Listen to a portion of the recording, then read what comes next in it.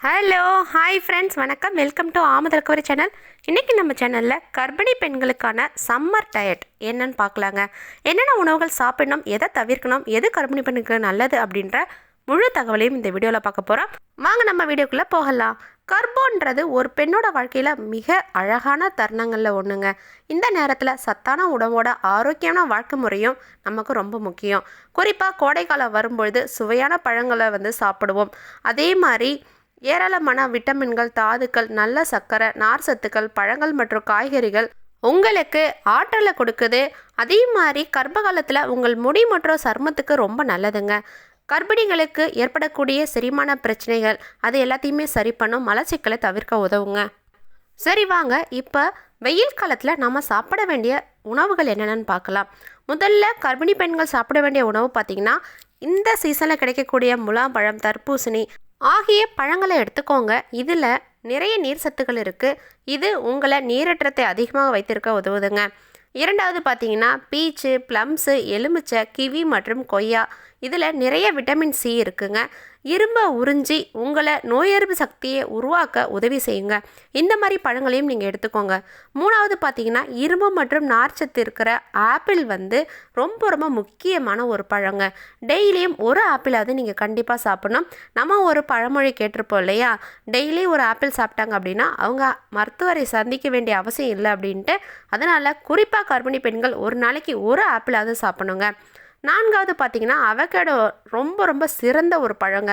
உங்கள் ஏரியாவில் அவகேடோ கிடைக்கும் அப்படின்னா அதை கண்டிப்பாக ஒரு 1/4 பங்கு எடுத்து அதை ஜூஸ் போட்டோ இல்லை அப்படியேவோ சாப்பிடுங்க. அதில் நல்ல கொழுப்புகள் மற்றும் நார் சத்துக்கள் அதிகமாகவே இருக்குங்க. ஐந்தாவது பார்த்தீங்கன்னா வாழைப்பழம் மிக மிக அவசியங்க. குறிப்பாக பூவாழை சொல்லுவோம் இல்லையா, நம்ம சின்ன வாழைப்பழம், அதை டெய்லியும் 1 இல்லை 2 நீங்கள் எடுத்துக்கோங்க. அதுவும் இரவு நேரங்களில் எடுத்துக்கிட்டிங்க அப்படின்னா மலச்சிக்கல் பிரச்சனையே வராதுங்க. ஆறாவது பார்த்தீங்கன்னா இந்த சீசனில் கிடைக்கக்கூடிய மாம்பழம் கண்டிப்பாக கர்ப்பிணி பெண்கள் சாப்பிட்லாங்க. முதல் 3 மாதங்கள் மட்டும்தான் நம்ம அந்த பப்பாளி பழம், மாம்பழம், அன்னாச்சி பழம், பலாப்பழம்லாம் சாப்பிடக்கூடாதுன்னு சொல்லுவாங்க. அதுவே நீங்கள் மருத்துவரை கேட்டிங்கன்னா அதையுமே சாப்பிட சொல்லுவாங்க. பட் இருந்தாலும் நம்மளுடைய நம்பிக்கைக்காக முதல் 3 மாதங்கள் நீங்கள் சாப்பிட வேண்டாங்க. 4வது மாதத்துலேருந்து நீங்கள் எல்லா பழங்களையுமே சாப்பிட்லாம். ஆனால் அளவுகள் மட்டும் கொஞ்சம் கம்மியாக சாப்பிட்டுக்கணுங்க.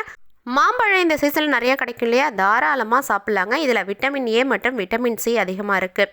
கடைசியாக பார்த்தீங்கன்னா நீரேற்றத்துடன் இருக்கக்கூடிய தண்ணீர், லெஸ்ஸி, தேங்காய் தண்ணீர், மோர், எலுமிச்சை ஜூஸ் இதெல்லாமே நீங்கள் டெய்லியும் குடிச்சிட்டே இருங்க. இது கர்ப்பிணி பெண்களுக்கு மிக மிக நல்லதுங்க. பின் குறிப்பாக இன்னொரு விஷயம் சொல்லிடுறாங்க. மாம்பழம், தர்பூசணி, முலாம்பழம், திராட்சை, கிவி, வாழைப்பழம் இது எல்லாமே சர்க்கரை நிறைந்தவங்க. ஒருவேளை உங்களுக்கு கர்ப்பகால நீரிழிவு நோய் இருந்துச்சு அப்படின்னா நீங்கள் இதெல்லாம் சாப்பிடக்கூடாதுங்க. ஒருவேளை சாப்பிடணும்னு நினச்சிங்கன்னா உங்கள் மருத்துவரோட ஆலோசனைப்படி மட்டும்தாங்க எடுத்துக்கணுங்க. இல்லைனா மிக குறைந்த அளவில் நீங்கள் எடுத்துக்கலாங்க. அது ஒரு 2 இல்லை 3 பீஸை மட்டும் நீங்கள் சாப்பிட்டீங்க அப்படின்னா ஒன்றும் பிரச்சனை இல்லை. இருந்தாலும் ரிஸ்க் எடுக்க வேண்டாம். கர்ப்பகால நீரிழிவு இருந்துச்சு அப்படின்னா நீங்கள் மருத்துவரை கேட்டுட்டு சாப்பிடுங்க.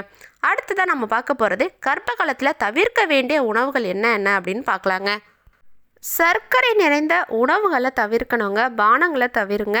அதே மாதிரி அளவுக்கு அதிகமாக ஸ்வீட்ஸ் எடுத்துக்காதீங்க. ஏன்னா இது எல்லாத்துலேயுமே சர்க்கரை அதிகமாக இருக்கிறதுனால உங்கள் ஆரோக்கியத்துக்கு நல்லது இல்லைங்க. இரண்டாவது பார்த்தீங்கன்னா இந்த சோடாக்கள், டின்னில் அடைக்கப்பட்ட உணவுப் பொருள்கள், அதுக்கப்புறம் பதப்படுத்தப்பட்ட உணவுகள், சிப்ஸு, அந்த மாதிரி பொரித்த உணவுகள், எண்ணெயில் அதிகமாக பொரிக்கப்பட்ட உணவுகள் நீங்கள் சாப்பிடக்கூடாதுங்க. அப்படி சாப்பிட்டீங்கன்னா முதல்ல இது உடல் ஆரோக்கியத்துக்கு நல்லதில்லை. இரண்டாவது தேவையில்லாத உடல் உபாதைகளை ஏற்படுத்தும், மலச்சிக்கலை அதிகரிக்குங்க. மூன்றாவது பார்த்தீங்கன்னா உங்களுக்கு ஒரு வேளை காஃபி, டீ குடிப்பீங்க அப்படின்னா ஒரு நாளைக்கு 4 தடவை குடிப்பீங்க அப்படின்னா கர்ப்ப காலத்தில் 1 or 2 டைம்ஸ் குடிங்க. அதுவும் கொஞ்சமாக குடிங்க. பால் குடிக்கிறதா மிக மிக சிறந்தது. குழந்தைக்கு தேவையான கால்சியம் பால்லேருந்து கிடைக்குங்க. காஃபியோ டீயோ வேணும்னா கொஞ்சமாக மட்டும் நீங்கள் எடுத்துக்கலாங்க. ஏன்னா காஃபியில் கெஃபைன் இருக்குது, அது குழந்தைக்கு தீங்கு விளைவிக்குன்றது நம்ம எல்லாருக்குமே தெரியும். கடைசியாக பார்த்தீங்கன்னா புகைப்பிடித்தல், மது அருந்தல் முழுமையாக கூடாது. இது பொதுவாக நம்ம பெண்களுக்கு இருக்கிறதில்ல. இருந்தாலும் இதுவும் மருத்துவர்கள் பரிந்துரைக்கிறாங்க. ஓகே ஃப்ரெண்ட்ஸ், சம்மரில் நம்ம எந்த மாதிரி உணவுகள் சாப்பிடணும், எந்த மாதிரி உணவுகளை தவிர்க்கணும் அப்படின்ட்டு பார்த்துட்டோம். நாளைக்கு இன்னும் ஒரு இன்ட்ரெஸ்டான வீடியோட மீண்டும் சந்திக்கலாம். நம்ம சேனல் பிடிச்சிருந்துச்சு அப்படின்னா லைக் பண்ணிக்கோங்க, சப்ஸ்கிரைப் பண்ணிக்கோங்க. பாய், டாட்டா.